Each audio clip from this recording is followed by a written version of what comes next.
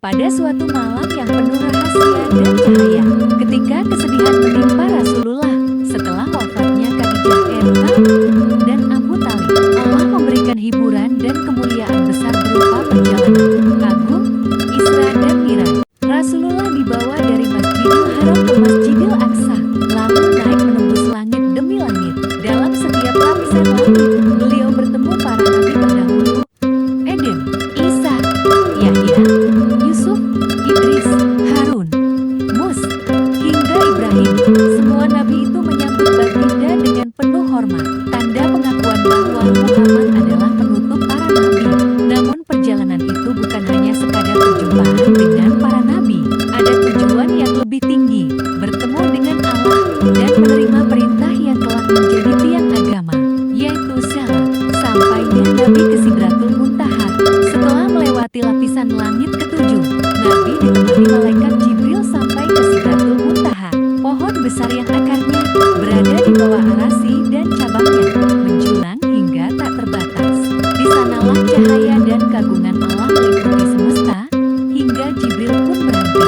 Jibril berkata dengan suara penuh kerendahan, "Wahai Muhammad, inilah batasanku. Aku tidak bisa melangkah lebih jauh. Jika aku melangkah, aku akan terbakar oleh cahaya kebesaran Allah." Rasulullah menoleh dengan penuh rasa cinta kepada sahabat malaikatnya, lalu melanjutkan perjalanan seorang diri. Hatinya bergetar, tubuhnya ringan, dan ruhnya penuh dengan ketundukan. Pertemuan dengan Allah, dalam riwayat disebutkan, Rasulullah mendekat hingga jaraknya tinggal kaf qausain au adna, 2 busur panah atau lebih dekat lagi. Itulah kedekatan makhluk dengan Sang Khalik yang tiada pernah tercapai oleh siapapun selain beliau. Di hadapan kagungan Allah, Nabi tenggelam dalam cahaya dan kasih sayangnya. Terjadilah dialog yang mulia, bukan dengan suara biasa, melainkan dengan cara yang hanya Allah dan Rasul-Nya fahami. Allah berfirman, "Wahai Muhammad, aku tetapkan umatmu syalat sebanyak 50 kali dalam sehari semalam." Rasulullah menerima dengan penuh kepatuhan. Beliau tidak berani menolak, sebab itulah kita langsung dari Rabbul Alamin. Namun ketika beliau turun dan bertemu Nabi Musa, Musa bertanya, "Apa yang diwajibkan Rabbmu atas umatmu?" Rasulullah menjawab, "Syalat 50 kali sehari semalam." Musa berkata, "Umatmu tidak akan mampu. Aku pernah menguji Bani Israil dengan syariat yang lebih ringan, namun mereka tak sanggup. Kembalilah kepada Rabbmu, mintalah keringanan." Rasulullah kembali bermunajat, maka Rasulullah kembali menghadap Allah dengan penuh rasa rendah diri. Beliau memohon, "Ya Rabb, umatku tidak akan mampu menanggung kewajiban ini. Ringankanlah untuk mereka." Allah menurunkan perintah itu menjadi 40 kali. Rasulullah kembali turun, lalu Musa kembali berkata, "Mintalah keringanan lagi." Maka beliau kembali naik, begitu seterusnya. Dari 40 menjadi 30, lalu 20, hingga 10 kali.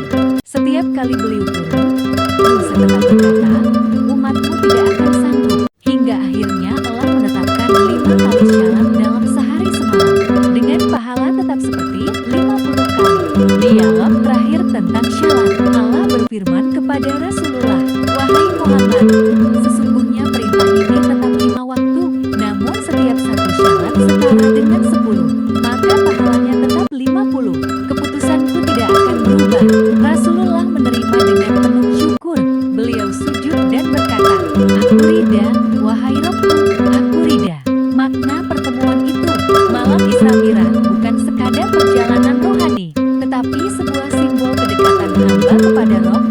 Dialog Nabi dengan Allah menunjukkan betapa besar kasih sayang Allah kepada umatnya. Allah menetapkan kewajiban bukan untuk memberatkan, melainkan sebagai jalan menuju cahaya. Rasulullah pun kembali ke bumi membawa hadiah agung, syalat 5 waktu, sebagai miras setiap orang beriman. Karena setiap kali seorang hamba berdiri dalam syalat, sejatinya ia sedang bermunajat langsung kepada Rabb yang Maha Tinggi, sebagaimana Nabi bermunajat pada malam mulia itu. Kisah ini